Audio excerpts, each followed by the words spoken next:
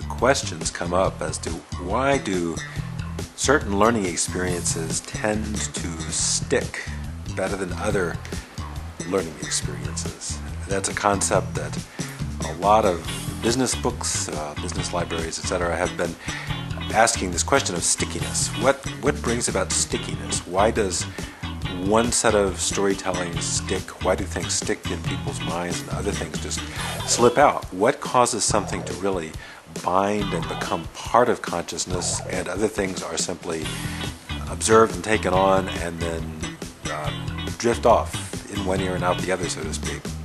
So the story I will tell you, as far as I know, is true, although I was not there in person, so I cannot attest to this from personal experience, but the people who told me, several people told me this, so I believe it's the honest truth.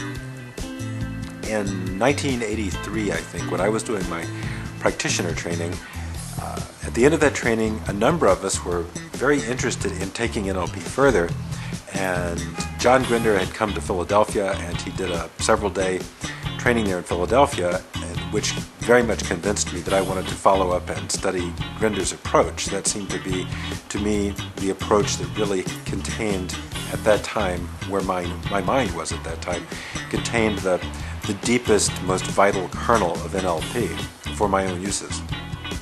But I was approached by other members of our little NLP community in New York City at the time, and they said they'd just heard about this guy Tony Robbins. No one had ever heard of Tony Robbins before. This was the very earliest days, the very beginning of Tony.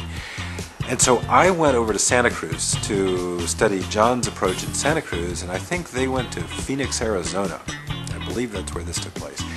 And they did their training with Tony, but Tony had a very interesting twist, I think, and this was the difference that made the difference as far as really installing NLP into your permanent repertoire. At the end of the training, in those days, what Tony did was he had you turn in your keys, your wallet, all your money, all your identification. So basically, you were completely anonymous. You had no identification, no money, nothing. And of course, no one even had cell phones back then. They may have been in some very, very early stage of development, but there was no such thing as a cell phone or a GPS or any of those devices we take for granted at the moment. No internet. I think fax machines were just starting to appear. That was about where the technology was. So what Tony did to all the members of his practitioner training who wished to be certified by Tony is he took away all their money and all their identification. All they had was their clothes on their back, and I think they were allowed a windbreaker. And they were turned loose on the streets of Phoenix, Arizona, and they had to find some way to get to Los Angeles, California, and meet at a specific restaurant. It was like a Denny's diner type restaurant at a given time, a given location, and all meet there. And so they were supposed to somehow get themselves from Phoenix to Los Angeles by any means they could, which generally meant hitchhiking with truckers. This is something that's just inconceivable today. No one would permit it. It would be impossible for a number of reasons. But back then, that was actually standard procedure. That's the way people were tested. All right. So run this through your thinking a little bit. How would you approach your NLP training?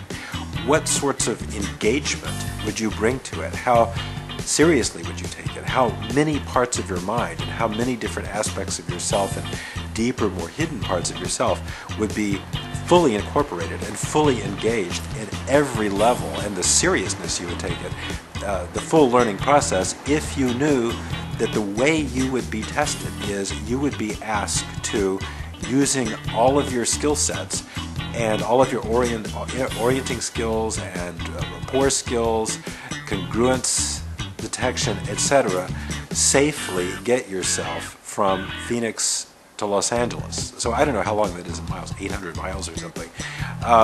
It's a pretty good drive there. And that's what his early classes did. And those people, I guarantee you, had a very, very different approach leading up to their certification test. Imagine if you knew that's how you would be tested. Your entire attitude toward the classwork, your exercises, the readings, the kind of attention and focus would be an entirely different thing. Entirely different. I don't think there's anything in a modern training that can possibly replicate that. So there you have an idea of how an outcome or an endpoint, as opposed to an intention, can make a very profound, significant difference in the way you approach what you're doing. It's saying, okay, if you know you've got to pass through certain types of goal structures or consequence structures to really truly reach where you're headed, you're going to go back and you're going to build a very potent internal representation of how that training is going to work for you. So that's how that worked. And I suppose those are the sorts of consequence differences. At the consequence side of Diltz's intention through complex equivalence to consequence, when you've got those sorts of potential consequences, very much like military training where people are trained with live ammunition. Sometimes they're trained with blanks to get used to being around firing guns, but at another level of their training, they've actually got to crawl under a carpet of live ammunition, machine guns firing over them, and if they inadvertently stick any body part up, it will get shot off. So that gives you an entirely different framework. Your attitude, your states. Imagine the state difference in your learning. All right, from saying at the end of the training, we'll just have a verbal test and people will test us by observation, then we'll get a certificate, versus, yes, you've got to do all that, and then you've got to be able to hitchhike 800 miles with nothing other than your mental resources to get you there. So that may explain why there are significantly different outcomes for different people in different trainings.